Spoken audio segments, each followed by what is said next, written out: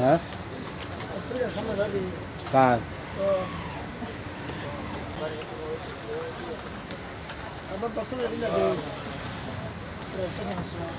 হ্যাঁ কার আলমিনের দরবারে অসংখ্য শুকরিয়া আদায় করছি যে সময়ে অসংখ্য মানুষ হাটে বাজারে রাস্তাঘাটে এখানে সেখানে বিভিন্ন পাপের কাজে ডুবন্ত নিমজ্জিত এমন একটি সময় আল্লাহ তাআলা আমাদেরকে পবিত্র কুরআনুল কারীমের দর্শে আল্লাহ পাকের জান্নাতের বাগানে টুকরাতে আল্লাহ পাক বসায় রাখছেন। এই জন্য আমরা আল্লাহ পাকের শুকরিয়া আদায় করছি আলহামদুলিল্লাহ। মান ইয়াহদিহিল্লাহু ফাহুয়াল মুহতাদ। আল্লাহ তাআলা যাকে হিদায়াত দেন, আল্লাহ যাকে ভালোবাসেন, আল্লাহ যাকে পছন্দ করেন, আল্লাহ পাক একমাত্র তাকেই হিদায়াত দেন।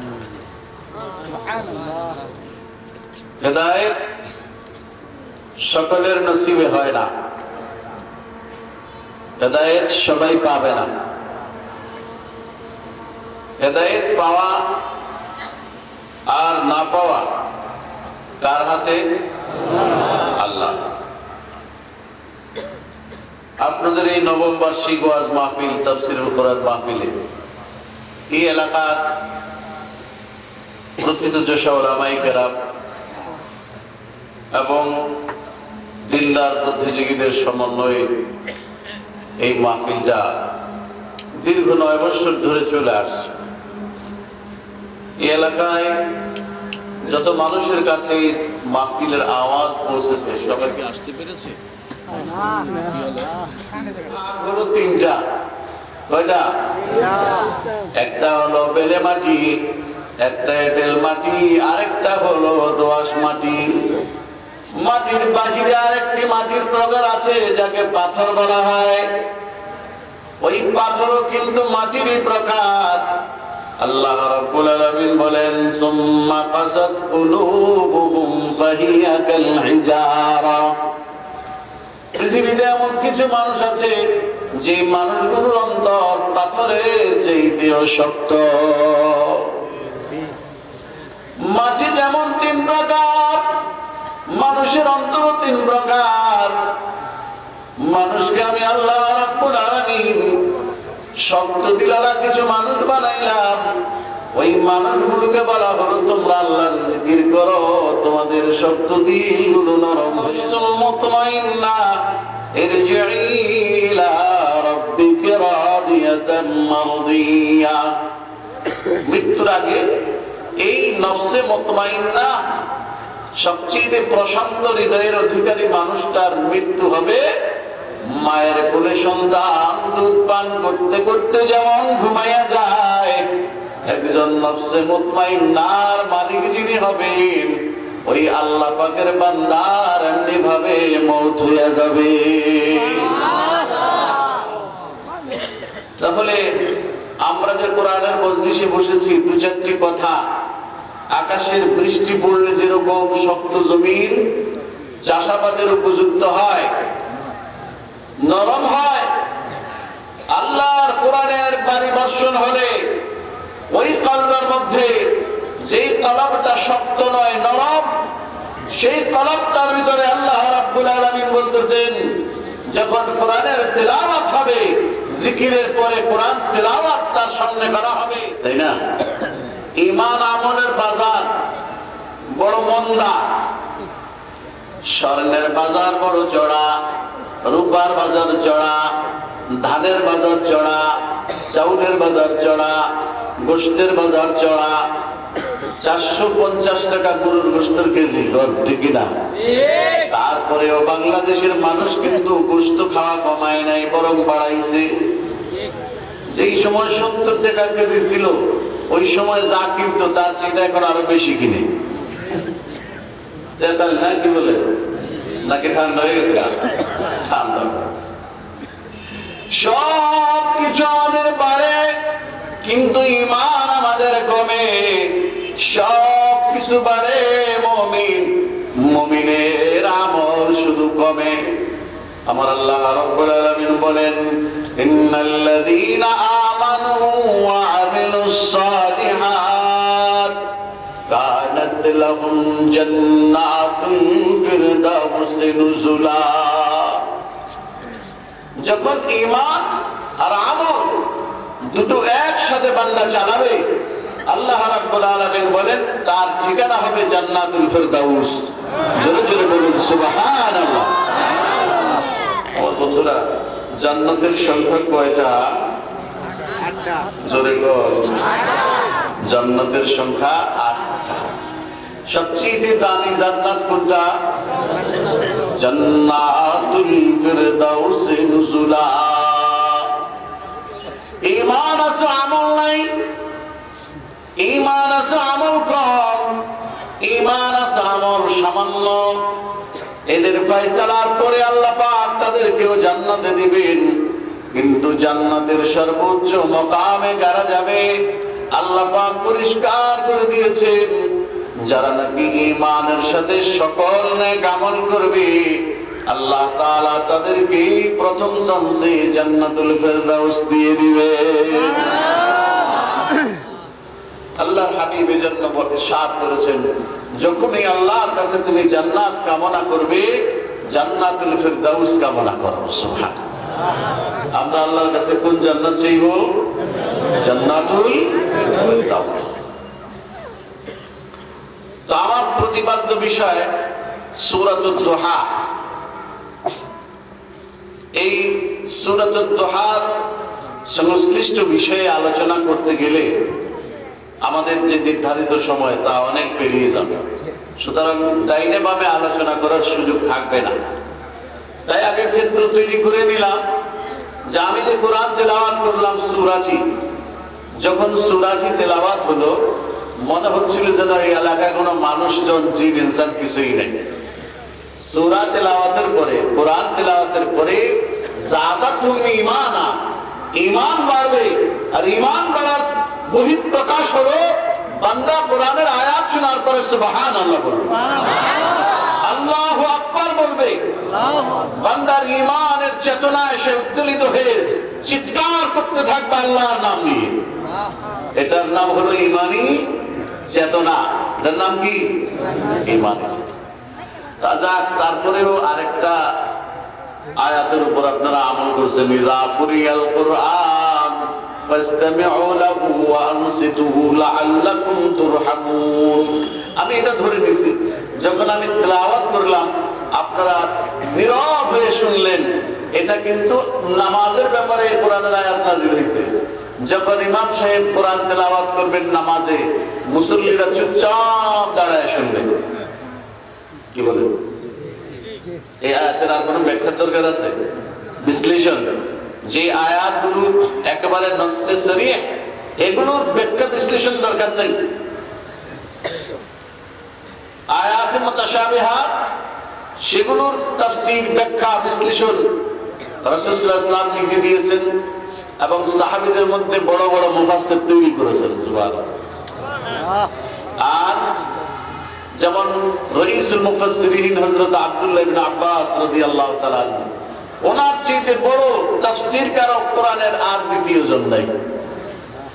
হাদিসের মধ্যে সবচেয়ে বড় মুহাদ্দিস হযরত আবু হুরায়রা রাদিয়াল্লাহু তাআলা আনহু, ওনার চেয়ে বড় বড় মুহাদ্দিস রাবী মুহাম্মদ রাসূলুল্লাহ 1,24,000 সাহাবীদের মধ্যে দ্বিতীয় কেউ নাই। সুবহানাল্লাহ। আল্লাহ তাআলা এক একজনকে এক এক নিয়ামত দান করেছেন। তো আমরা যে আয়াতে কারিমা সূরা তেলাওয়াত করেছি, এটা আপনারা অধিকাংশ সময় নামাজের মধ্যে ইমাম সাহেবদের পিছনে এই সূরাটা শুনেন, তাই না? এটার নাম হলো সূরাতুদ দুহা। আল্লাহ তাআলা বান্দাকে বলেছেন, আল্লাহর নাম ছাড়া অন্য কোনো কারো নামে কসম করা যাবে না। এটা ঈমানের পরিচয়ের বহির্ভূত কাজ। আমরা কসম যদি করি কার নামে করব? আল্লাহর নামে। কিন্তু আল্লাহ রাব্বুল আলামিন তার মাখলুকাতের কিছু কিছু বিষয়ে মাখলুকের কসম করেছেন। যেমন আসমানের কসম করেছেন, জমিনের কসম করেছেন, রাত্রির কসম করেছেন এবং দিনের দ্বিপ্রহরের কসম করেছেন। আল্লাহ রাব্বুল আলামিনের জন্য এটা জায়েজ। মাখলুক কার? জোরে বলুন আল্লাহ। কসম যদি আপনি আমি কথায় কথায় কসম করি, এটার পরিচয় রাসূল বলেছেন, যে ব্যক্তি বেশি মিথ্যা কথা বলে সে কসম বেশি করে, ঠিক না? আপনি দেখবেন আপনার সমাজের মধ্যে যে লোকটা কসম বেশি করে সেই লোকটা কি করে? মিথ্যা কথা বেশি বলে। কিন্তু একজন ইমানদার যদি একটা কসম করে একটি কথা বলে, তাহলে সমস্ত ইমানদারেরা, মুসলমানেরা এটাকে মূল্যায়ন করবে যে একজন নামাজি, একজন হক্কানি পীর, হক্কানি আলেম। আল্লাহ রাব্বুল আলামিন মধ্যাহ্নের কসম করলেন।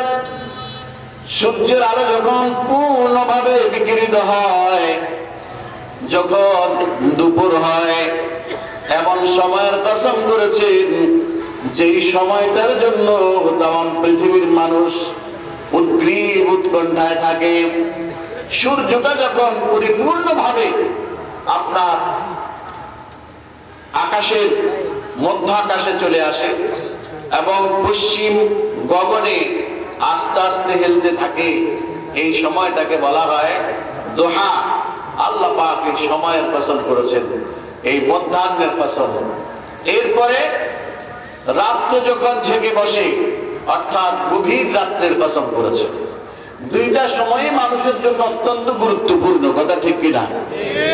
সকালবেলা আদালতে গিয়ে বসে থাকেন, কোনো খবর নাই, কেউ আসে না, হাকিম নাই, জজ নাই, ব্যারিস্টার নাই, কেউ নাই, আপনি ফাইল নিয়ে খালি ঘুরবেন। যখনই 11টা বেজে 12টার কাটায় ঢুকে গেল, এমন একটা সময় দেখবেন যে আদালতে সব লোক এসে হাজির হয়ে গেছে, কথা ঠিক কিনা? মানে দিনের সকল কাজে সবচেয়ে গুরুত্বপূর্ণ পয়েন্ট হলো এই সময়টা। আল্লাহ রাব্বুল আলামিন সেই সময়টার কসম করেছেন, যেই সময়টা মানুষের জন্য অত্যন্ত গুরুত্বপূর্ণ। ওয়াল্লাইলি ইযা সাজা, রাত্রি যখন ঝেঁকে বসে, আল্লাহ রাব্বুল আলামিন বলেন, আমি আল্লাহ রাব্বুল আলামিনের জন্য আমার পাগলেরা, আমার দেওয়ানা আশিকেরা, আল্লাহর প্রেমিকেরা আর ঘুমিয়ে থাকে না। আমি আল্লাহর সাথে প্রেমের ডুরি বাঁধার জন্য জায়নামাজে দাঁড়াইয়া আমি আল্লাহর জন্য কাঁদতে থাকে। রাত যখন জেগে বসে, বান্দা এবং বান্দি, আমার প্রেমিকেরা কনকনে ঠান্ডা পানি দিয়ে উজু করে গভীর রাতে জায়নামাজ চোখের পানি দিয়ে ভিজায়া দেয়। আমি আল্লাহ রাব্বুল আলামিন আমার বান্দা বান্দিকে আপন বানাইয়া নেওয়ার একটা মোক্ষম সময়। ওয়াল্লাইলি ইযা সাজা, এটা হলো অত্যন্ত গুরুত্বপূর্ণ সময়। মিয়ানে আশিকে মাশুক চিরঞ্জিত কিরামান কাতিবিনেরা হাম খবর নি। দুনিয়ার সব ঘুমায় থাকে, বাসর রাত্রিতে স্বামী স্ত্রী এক করে যখন দেওয়া হয়, তখন তারা জীবনের প্রথম সাক্ষাতে রাত্র সারা রাত আর ঘুমায় না। প্রেম মাখা জীবন নিয়ে সর্বপ্রথম জীবনের এই সোপানে পাড়া দেয়। একে অপরকে দেখতে দেখতে রাত কেটে যায়, ঘুম হয় না। আমার আল্লাহ রাব্বুল আলামিন বলেন, ও বান্দা বান্দীরা, তোমরা স্বামী স্ত্রী এমন একটা সময় বেছে নিয়েছো, যেই সময় অত্যন্ত গোপন সময়। আমি আল্লাহ রাব্বুল আলামিন মায়ের পেটে তোমাদেরকে এই গভীর গহীন গোপন সময়ের মধ্যে বড় দামি একটা মানুষ সৃষ্টির প্রক্রিয়া বানিয়ে দিয়েছি। অনেক গুরুত্বপূর্ণ সময়, বান্দার সাথে আল্লাহ সম্পর্ক হবে ওই সময়। এই সময়গুলোর আল্লাহ কসম করেছেন, যেহেতু সময়গুলো বড় কি দামি। সুবহানাল্লাহ বলুন। আমার বন্ধুরা, সূরাটি নাযিল হয়েছে এর একটি প্রেক্ষাপট রয়েছে শানে নুজুল। রাসূলুল্লাহ সাল্লাল্লাহু আলাইহি সাল্লাম ওনার হাতের যে কোনো আঙ্গুলি মোবারকের মধ্যে ব্যথা পেলেন। ব্যথা পাওয়ার পরে আঙ্গুলটা কেটে গেল, কেটে রক্ত বের হলো। রক্ত বের হওয়াতে খুব ব্যথা অনুভব করলেন। রাসূল সাল্লাল্লাহু আলাইহি ওয়াসাল্লাম নিজেকে আপনার প্রবোধ দিচ্ছেন, সান্ত্বনা দিচ্ছেন, তুমি একটা আঙ্গুল মাত্র, আল্লাহর দ্বীনের জন্য তোমার গায়ে আঘাত লেগেছে, যুদ্ধের ময়দানে তোমার গায়ের মধ্যে আঘাত লেগে তুমি কেটে গেছ, তোমার মাথা থেকে রক্ত বের হয়েছে, আমি মুহাম্মদ কষ্ট পেলাম, এটা দুঃখের কোনো কারণ নাই, এটা তো আমার আল্লাহ রাব্বুল আলামিনের দ্বীনের জন্য হয়েছে। এই জন্য আল্লাহ নবী বলেন, মুমিন বান্দা যদি পায়ের মধ্যে কাঁটাও বিঁধে আর এটার জন্য যদি সে সবর করে, আল্লাহ রাব্বুল আলামিন তার গুনাহ মাফ করে দেন। যদি তার জ্বর হয়, জ্বরের মধ্যে প্রচন্ড জ্বর, মানুষ প্রচন্ড জ্বরে আক্রান্ত হলে তার দিক বিধি হারিয়ে ফেলে, আবল তাবল বলতে থাকে। আমার হাবিব বলেন, যদি কেউ এমন সময় ধৈর্যের মোকাবেলা করে, আল্লাহ রাব্বুল আলামিন এই জ্বরের কারণে তার গুনাহ মাফ করে দেন। ধৈর্য। হাবিব সাল্লাল্লাহু আলাইহি সাল্লাম এই কারণে কয়েকদিন তাহাজ্জুদের নামাজ পড়তে পারেন না। আঙ্গুলের চরম ব্যথা। তাহাজ্জুদের নামাজ আপনার আমার জন্য হলো সুন্নতে মুআক্কাদা। কিতাব খুলে দেখুন, ফিকহ সকল কিতাবে লেখা আছে। এটা হলো আপনার ফিকহি মাসালা, ইমাম আযম আবু হানিফা রাহমাতুল্লাহ আলাইহি হানাফি মাসলাক। উলামায়ে কিরামের জন্য কেউ কেউ বলেছেন ওয়াজিবা। আলেমরা রাত্রে ঘুমিয়ে থাকবে না, তারা তাহাজ্জুদের নামাজ পড়ে উম্মতের জন্য দোয়া করবে। আর নবীদের জন্য ছিল এটা ফরজ, একমাত্র নবীদের জন্য। রাসূলুল্লাহ সাল্লাল্লাহু আলাইহি ওয়াসাল্লাম তাহাজ্জুদের নামাজ পড়তে পারলেন না। এদিকে সপ্তাহখানেক ধরে ওহী আসাও বন্ধ হয়ে গেছে। আল্লাহু আকবার।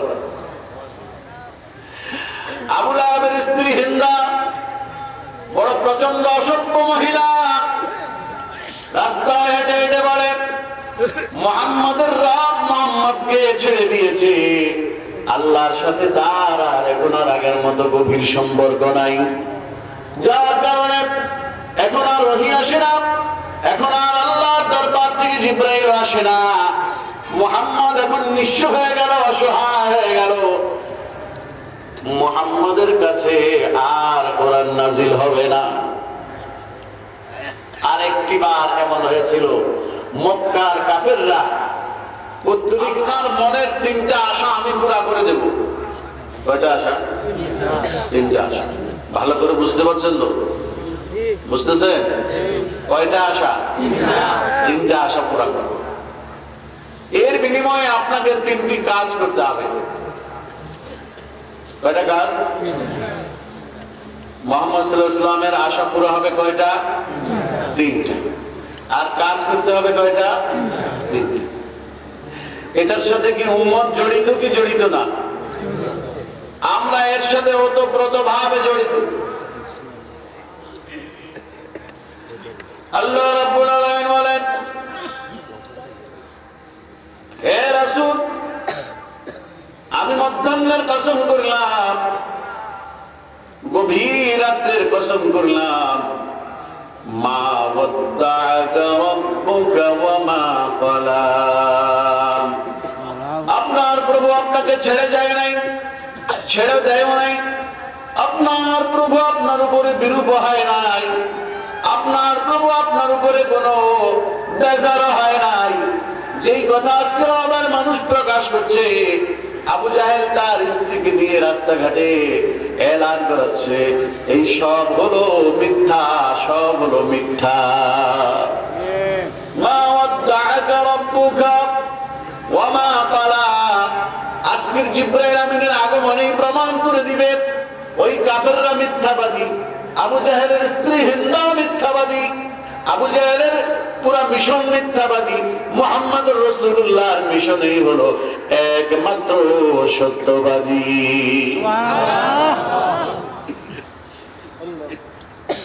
ওয়ালাল আখিরাতু খায়রুল লাকা মিনাল উলা, ওয়ালাল আখিরাতু খায়রুল লাকা মিনাল। আল্লাহ বলতেছেন আপনার জন্য এই দুনিয়া ঠিক, আখিরাত আপনার জন্য উত্তম।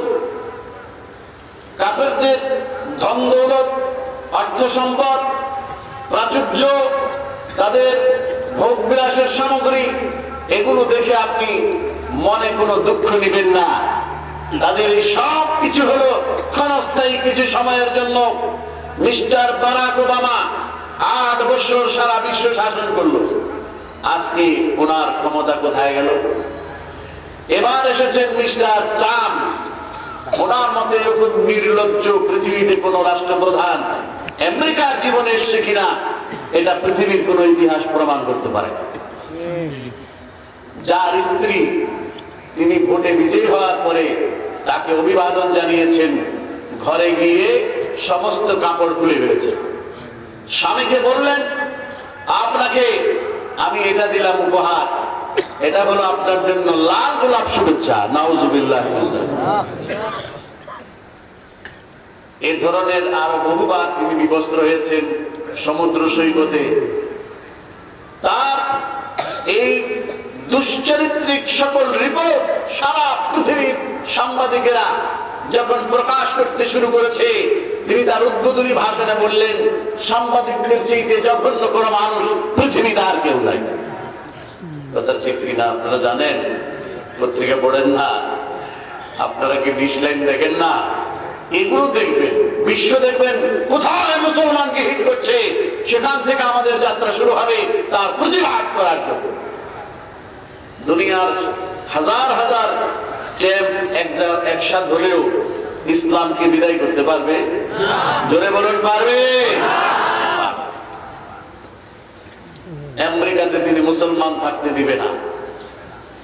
তুমি চিন্তা করো, সে দেশের হাজার হাজার নয় লক্ষ লক্ষ জনতা তোমার বিরুদ্ধে আজ মিছিলে নেমে পড়েছে, কারো হাতে ঝাড়ু, কারো হাতে জুতা। বেশি দিন দূরে নয়, তোমাকে আমেরিকা থেকে পালাবার রাস্তাও তারা দেবে না। আমার বন্ধুরা, ইসলামের বিরুদ্ধে যারা যখনই যেখানে ষড়যন্ত্র করেছে, ইউরিদুনা লিইউতফিউ নূরাল্লাহি বিআফওয়াহিহিম ওয়াল্লাহু মুতিম্মু নূরিহি ওয়ালাউ কারিহাল কাফিরুন।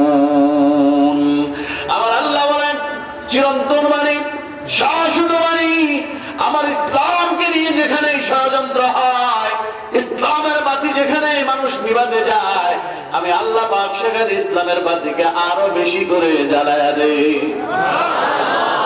আজকের মার্কিন মুসলমানেরা উদ্বেগ উৎকণ্ঠায় দিন কাটাচ্ছে। আমরা বাংলাদেশের জমিন থেকে তোমাদেরকে অভয় দিতে চাই। আমেরিকার মুসলমানেরা ভয়ের কোনো কারণ নেই, তোমাদের সাথে পৃথিবীর 157 কোটি মুসলমান রয়েছে, তোমাদের সাথে আল্লাহ রহমত রয়েছে, তোমাদেরকে আমেরিকা থেকে বের করতে পারবে না। বেশি দিন দূরে নয়, আমেরিকার রাজত্ব মুসলমানদের হাতে আসবে ইনশাআল্লাহ। আমার বন্ধুরা, সারা দুনিয়ার কাফেররা সব সময় তারা পেন্টাগনে বসে বসে মুসলমানকে ধ্বংস করার সকল পায় তারা আর ষড়যন্ত্রের জাল করতে থাকে। ওই পেন্টাগন হলো তাদের সবচেয়ে বড় ষড়যন্ত্রের ফ্যাক্টরি। ওটা মুহাম্মদকে হত্যার ষড়যন্ত্র করুক, মুহাম্মদুর রাসূলুল্লাহকে উৎখাতের ষড়যন্ত্র করুক, তাদের সকল ষড়যন্ত্র আল্লাহ পাক নস্যাৎ করে দেবেন।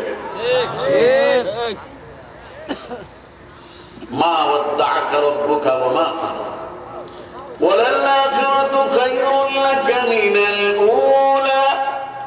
আমার আল্লাহ বলেন নবী মুহাম্মদ দুনিয়ার বাদশাহী দুনিয়ার বাহাদুরি, দুনিয়ার ধন দৌলত, দুনিয়ার সহ্য বীর্য, দুনিয়ার আত্মকুড়ি, এগুলো সাময়িকের জন্য মানুষের সাময়িক কিছু আনন্দ দেয়, কিন্তু আল্লাহর পথে যারা চলে,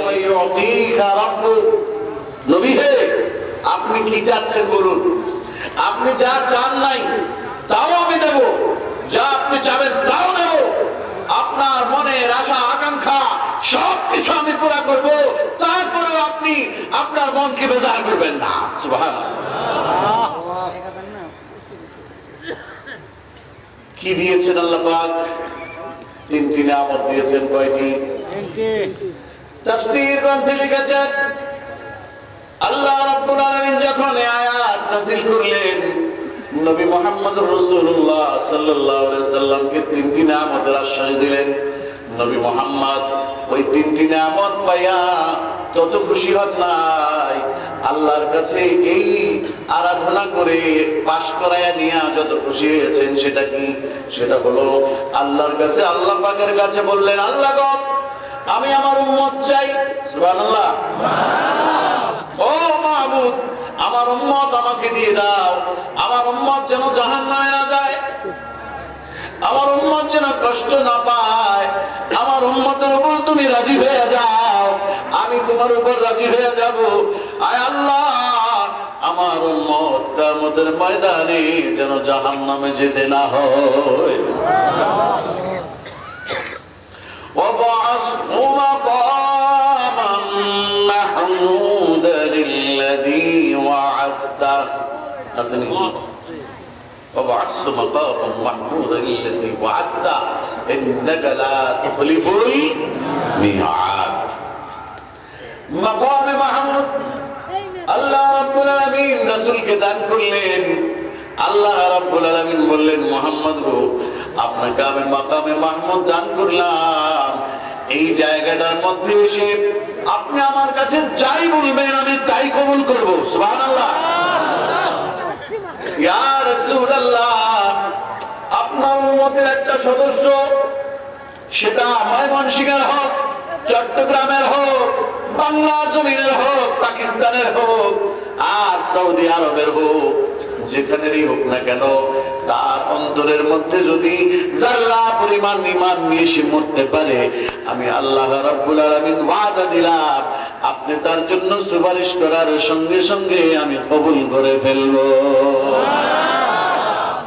কিন্তু ইয়া রাসূলুল্লাহ, লা ইয়াদখুলুনাল জান্নাতা হাত্তা ইয়ালজাল জামালু ফি সাম্মিল খিয়াত, কোন কাফেরের জন্য আপনার সুপারিশ চলবে না, কোন আপনার উম্মতের বাহিনীদের জন্য সুপারিশ চলবে না, কারণ আমি আল্লাহ পাক কাফেরের জন্য জান্নাত হারাম করে দিয়েছি। দুনিয়ার মধ্যে মুসলমান মানতে থাকো, কত মারবা, কিন্তু ইসলামকে তুমি বিদায় করতে পারবে না। ও বুশ প্লেয়ার, ও পুতিন, ও দুনিয়ার বেঈমানেরা, তোমরা লক্ষ কোটি কোটি মুসলমানকে হত্যা করেছো। এই মিস্টার লেনিন আপনার রাশিয়াতে তার কমিউনিজম প্রতিষ্ঠার জন্য 1 কোটি মুসলমানকে হত্যা করেছে। ইমাম বুখারী রাহমাতুল্লাহ আলাইহি বুখারার মাদ্রাসায় বুখারার 10,000 ছাত্রকে একদিনে বোম্বিং করে তাদেরকে শহীদ করে দেওয়া হয়েছে। 1 কোটি মুসলমান মারার পরেও রাশিয়া থেকে মুসলিম বিদায় করা সম্ভব হয়েছে? জোরে বলুন। এখনো 10টি প্রজাতন্ত্র রয়েছে যেখানে পতাকায় লা ইলাহা ইল্লাল্লাহু মুহাম্মাদুর রাসূলুল্লাহ আকাশে গগনে পতপত করে উঠতেছে। সুবহানাল্লাহ। তাশখান, সামারকান্দ, আজারবাইজান, বুখারা, এই ধরনের